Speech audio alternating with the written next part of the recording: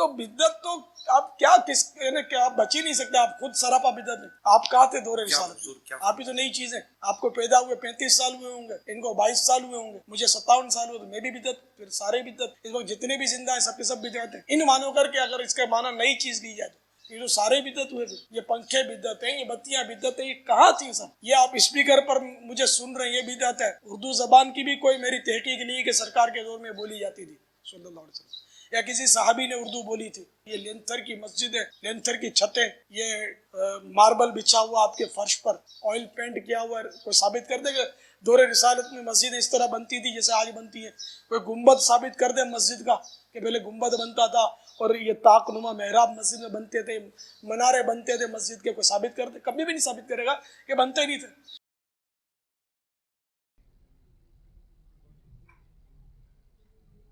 السلام علیکم ورحمۃ اللہ. لا حول ولا قوة الا باللہ. حسبنا اللہ ونعم الوکیل. یا حی یا قیوم برحمتک استغیث. اللہم صلی علی محمد وعلی آل محمد. علی بھائی بریلوی حضرات بدعت کرتے ہیں لیکن جب کچھ کہتے ہیں تو بدعت حسنہ کہتے ہیں. اس میں میری ویڈیو ریکارڈ ہے کہ بدعت حسنہ ویسے اب کہنا چھوڑ گئے ہیں.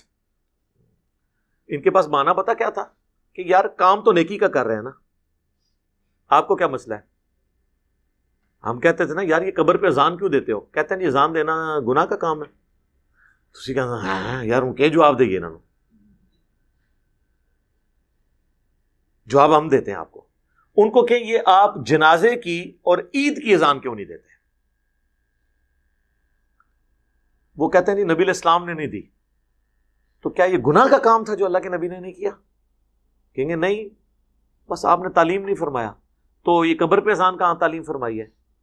پھر وہ کہیں گے ہیں او کرن گے ہیں ان کو دیو نا اذان.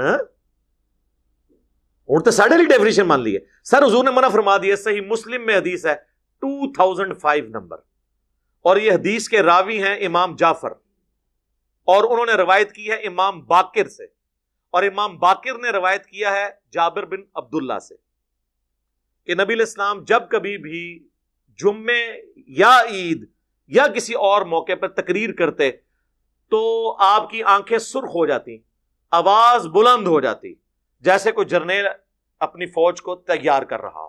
اور آپ فرماتے کہ میں اور قیامت اس طرح ساتھ بھیجے گئے ہیں جیسے یہ دو انگلیاں. اور پھر آپ کہتے اما بعد فإن خیر الحدیث کتاب اللہ وخیر الہدی ہدی محمد صلی اللہ علیہ وآلہ وسلم وشر الامور محدثاتها وکل محدثۃ بدعہ وکل بدعۃ ضلالہ وکل ضلالۃ فی النار. کچھ الفاظ جامعہ ترمذی میں ہیں، کچھ سنن نسائی میں. آگاہ ہو جاؤ، سب سے بہترین کلام اللہ کی کتاب ہے، سب سے ہدایت یافتہ راستہ محمد صلی اللہ علیہ وآلہ وسلم کا ہے، اور سب سے بدترین کام وہ ہیں جو دین میں خود داخل کر دیے جائیں، اور وہ تمام کام گمراہیاں ہیں، اور تمام گمراہیاں دوزخ میں لے جانے والی ہیں. تو حضور نے منع ہی کر دیا نا کہ محمد صلی اللہ علیہ وآلہ وسلم کا طریقہ بہترین طریقہ ہوگا، اور بدترین کام وہ ہیں جو دین میں داخل کر دیے جائیں خود سے. بخاری مسلم دونوں میں حدیث ہے من احدث فی امرنا ھذا فہو رد. جس نے میرے تعلیم کی بھی چیز میں کوئی چیز بدل دی یا اس میں چیز داخل کی وہ مردود ہے. تو فوراً آپ کو مثالیں دیں گے کہ جی یہ جو آپ نے لائٹیں لگائی ہوئی ہیں، ان لائٹوں کا دین سے کیا تعلق ہے میرے بھائی؟ ہوائی جہاز میں حج کرنے کا دین سے کیا تعلق ہے؟ یہ دین کو سپورٹیو کام ہے، ڈائریکٹ دین نہیں ہے. ڈائریکٹ دین اس وقت ہوں گے جب آپ کہیں گے جو ہوائی جہاز پہ جائے گا اس کا حج ہوگا، جو نہیں جائے گا اس کا نہیں ہوگا. آپ بے شک گدھے پہ جائیں، آپ بے شک پیدل جائیں، یہ دین کو سپورٹیو چیز ہے. کیمرے میں ریکارڈنگ دین کو سپورٹیو چیز ہے. نماز پڑھتے ہوئے کوئی کہتا ہے اوپر اس قالین کے اور سامنے اس اے سی شریف کے، کہتا ہے، اور نیچے سیلنگ شریف کے، اور منہ طرف خانہ کعبہ شریف کے، یہ کو کہتا ہے؟ تو یہ دین نہیں ہے، دین کو سپورٹیو چیز ہے. تو حضور نے ان چیزوں سے تو منع نہیں کرنا تھا نا. وہ تو قرآن میں آیا کہ اپنے گھوڑے تیار رکھو، سورۃ الانفال میں آیا کہ اپنے گھوڑے تیار رکھو جنگ کے لیے. تو آج کے دور میں جب آپ یہ بات کریں گے تو اس سے مراد یہ ہوگا کہ آپ نے لیٹسٹ اسلحہ تیار رکھنا ہے, یہ تو نہیں گھوڑے تیار رکھنے, وہ تو جنرل بات ہوتی. تو یہ تمام چیزیں ہیں دین کو سپورٹنگ. اس کے بارے میں الگ حدیث ہے, وہ صحیح مسلم میں ہے کہ جس نے اسلام میں اچھا طریقہ جاری کیا, جتنے لوگ اس پہ عمل کریں گے اس کا ثواب اسے ملے گا, اور جو عمل کر رہے ہوں گے ان کے عمل میں بھی کمی نہیں ہوگی, اور جو اسلام میں برا طریقہ جاری کرے گا اس کا وبال اس پہ ہوگا. اور انہوں نے وہ الفاظ ہیں سنتن حسنتن, بدعت حسنہ نہیں ہے, سنت حسنہ ہے. اور وہ حدیث پوری بیان کریں تو آپ کا مسئلہ بھی حل ہو جائے گا. پوری حدیث یوں ہے کہ نبی الاسلام نے کچھ نیو مسلم آئے جن کے چہرے پر بھی غربت کے آثار تھے. نبی الاسلام نے مسجد میں ممبر لگوا کے خطبہ دیا. آپ نے پھر قرآن پاک کی مختلف آیات تلاوت کی جن میں صدقہ اور خیرات کی ترغیب دلائی گئی. اینڈ پہ آپ نے کہا کہ اللہ کی راہ میں صدقہ کرو. ایک انصاری اپنے گھر گئے اور وہ اپنے گھر سے کافی سارا سامان ایک تھیلے میں اکٹھا کر کے, اور صحابہ کرام کہتے ہیں کہ وہ بڑی مشکل سے اس کو اٹھا کے لایا, گھسٹتا ہوا لا کے مسجد کے صحن میں رکھا. تو حضور علیہ السلام کا چہرہ مبارک اس طرح چمک اٹھا جس طرح کے سورج اور سونا, کیونکہ اس کی وجہ سے باقیوں کو بھی جیب ڈھیلی کرنے کی ترغیب ملی. پھر ایک اٹھا, دوسرا اٹھا, لا کے مسجد میں ڈھیر لگ گیا. حضور خوش ہو گئے. تو آپ نے فرمایا جس نے اسلام میں اچھا طریقہ جاری کیا, یعنی اچھا طریقہ کس نے؟ اس انصاری صحابی نے جو بارش کا پہلا قطرہ بنا. یہ آدھی حدیث لے کے اچھا طریقہ اور اسے پکڑ کے جو ہے وہ اپنے 12 ربیع الاول کے جلوس, کوئی اپنے 10 محرم کے جلوس, کوئی اپنے 1 محرم کے جلوس حلال کرنے شروع کر دیتا ہے. خدا کے لیے یہ طریقے کی بات. پھر کوئی جو ہے وہ حضرت عثمان کی مثال دیں گے, جی صحیح بخاری میں حضرت عثمان نے جمعے کی دوسری اذان شروع کروائی. سر کدھر نہیں لکھا, بخاری شریف کھول کے پڑھو. وہ دوسری اذان ان ایڈیشن ٹو 1 نہیں تھی, وہ 1 کے پیرلل 1 تھی, جیسے مکبرین ہوتے ہیں. وہ الفاظ ہیں بخاری میں کہ حضرت عثمان غنی رضی اللہ تعالیٰ عنہ نے مدینے کے بازار میں ایک اذان شروع کروائی, کیونکہ بازار تک آواز نہیں جاتی تھی. مسجد میں 2 اذانیں نہیں حضرت عثمان نے شروع کروائیں, جس طرح ہمارے بریلوی اور دیوبندی کرتے ہیں اور مثال دیتے ہیں حضرت عثمان کی. حضرت عثمان نے مسجد نبی میں 2 اذانیں نہیں دی, ایک ہی اذان دی, جس طرح اہل حدیث دیتے ہیں. یار بخاری شریف آپ خود تو پڑھ کے دیکھیں. میرے ابا جی جب وہ نئے نئے اس طرف آ رہے تھے نا, ظاہر ہے وہ تو کٹر بریلوی رہے, کوئی میلاد کی محفل نہیں ہوتی تھی جس میں وہ معنی خصوصی نہ ہو. تو ایک دفعہ جمعے کی دوسری اذان کی بات ہوئی, میں نے بریلویوں کی بخاری اٹھا کے ان کے سامنے رکھی. میں نے کہا یہ ذرا پڑھے نا, حضرت عثمان نے یہ جو دوسری اذان ہے یہ تو شروع کروائی تھی بازار میں, جس کا ایکویلنٹ آج کے دور میں سپیکر ہے کہ بازار تک آواز جا رہی ہے. یا جس سے زیادہ شوق ہے بازار میں اذان دے, مسجد میں 2 اذانیں کس بات کی. تو میرے ابو کہنے لگے یار اس معاملے میں بھی انہوں نے ہمیں دھوکہ دیا ہے.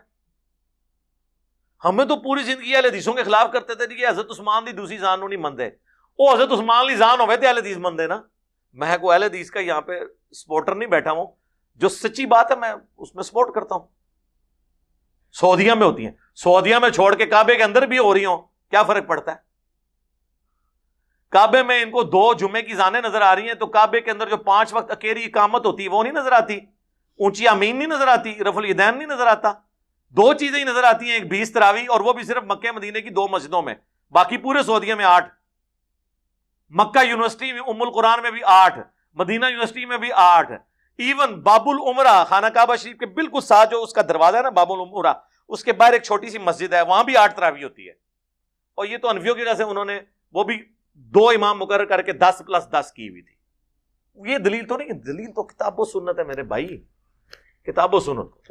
کبھی کوئی مثال دے دیں گے, کبھی وہ کہیں گے جی حضرت عمر نے تراویح کی جماعت شروع کروائی تو اس میں کہا کتنی اچھی بدعت ہے. حضرت عمر نے کون سی بدعت کی تھی اس میں؟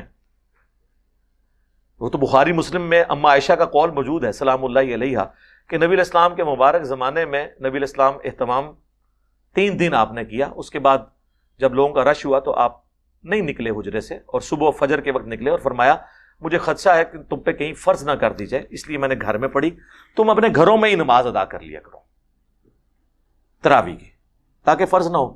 اما عائشہ کہتی ہیں حضرت ابوبکر نے بھی یہ کام نہیں کیا, جو مسجد میں پڑھنا چاہتے تھے ٹولیوں کی شکل میں پڑھ لیتے تھے, جو گھر پڑھنا چاہتے تھے پڑھ لیتے تھے. پھر حضرت عمر کے بھی شروع کے سال اسی طرح گزرے. پھر حضرت عمر ایک دن مسجد میں آئے تو دیکھا کوئی ٹولیوں کی شکل میں یہاں جماعت کرا رہا ہے, کوئی یہاں پہ کرا رہا ہے, کوئی وہاں پہ کرا رہا ہے. تو بخاری کے الفاظ ہیں, انہوں نے کہا میں کیا یہ اچھا ہو کہ انہیں ایک امام کے پیچھے جمع کر دوں. تو حضرت تمیم داری اور ابی ابن کعب کی ڈیوٹی لگائی کہ تم دونوں ان کو پڑھایا کرو تاکہ ایک امام کے پیچھے پڑھیں. اور الموطا امام مالک میں گولڈن چین سے موجود ہے, انہیں حکم دیا کہ 11 رکعتیں پڑھیں, 3 وتر اور 8 تراویح, گولڈن چین سے. تو اور حضرت عمر وہاں دوسرے دن آئے, جب یہ منظر دیکھا کہا نعم البدعۃ ہذہ, یہ کتنی اچھی بدعت ہے. اب وہ کہتے ہیں نہیں, اس کا مطلب ہے آپ اب جو مرضی کریں. پہلی بات ہے خلفاء راشدین کی تو سنت کی پیروی کا ہمیں حکم ہے, علیکم بسنتی وسنت الخلفاء الراشدین المہدیین. خلفاء راشدین کا وہ کام جس پہ صحابہ کا اعتراض نہ ہو وہ بدعت ہے ہی نہیں, وہ سنت ہے. ہاں جب صحابہ اعتراض کریں, وہ اپنا ڈسین بدل لیں, وہ الگ بات. اس سے بابوں کی بدعتیں کہاں سے ثابت ہوئی؟ دوسرا, یہ بدعت انہوں نے اصطلاحی معنوں میں نہیں کہا جو دین کی اصطلاح, یہ لغت کے معنوں میں, سنت کو رینیو کرنے کے معنوں میں. بدعت تو تب ہونا جب نبی علیہ السلام یہ کام نہ کرتے ہو. حضور نے 3 دن تو تراویح جماعت سے پڑھی نا, تو تراویح جماعت سے پڑھنا کیا ہوا؟ سنت. حضور نے زندگی میں کوئی ایک دفعہ بھی کام کیا اور اس سے منع نہیں فرمایا وہ کوئی شخص روزانہ کرے. کیا حضور علیہ السلام ہر وقت پگڑی باندھتے تھے؟ روزانہ پگڑی میں ہی نماز پڑھاتے تھے. لیکن الیاس قادری صاحب کو میں نے 40 سالوں میں بغیر پگڑی کے نہیں کبھی دیکھا. تو اب ہم یہ کہیں گے یہ بدعت کر رہے ہیں؟ نہیں, ٹھیک ہے, وہ چاہتے ہیں ہم روزانہ کریں, ٹوپی نہیں وہ پہننا چاہتے, ان کی مرضی ہے. لیکن ونس جب 3 دن حضور نے پڑھی تو حضرت عمر نے کوئی نیا کام نہیں کیا. حضور علیہ السلام بھی ایک امام تھے, آپ کے پیچھے لوگ مقتدی نماز پڑھتے تھے. حضرت عمر نے بھی دوبارہ ایک امام پہ متفق کیا بجائے ٹولیوں کی شکل میں. وہ ٹولیوں کی شکل میں کرتے تھے, کوئی ایک حافظ 10 بندے لے کے کھڑا ہو گیا اپنا ایک قرات. ظاہر ہے ہر بندہ ایک طرح کا تو نہیں نا, کہ کچھ لوگ کہتے ہوں گے ہم نے روزانہ کا اتنی صورتیں پڑھنی ہے, کوئی کہے گا اتنی پڑھنی ہے, تو ہر بندے کا اپنا ہے. اس طریقے سے اس سے وہ بدعت ثابت کر رہے ہوتے ہیں. تو اس طریقے سے بدعت ثابت نہیں ہوتی, بدعت حسنہ اور وہ یہ کہانی ہے صرف ان کی.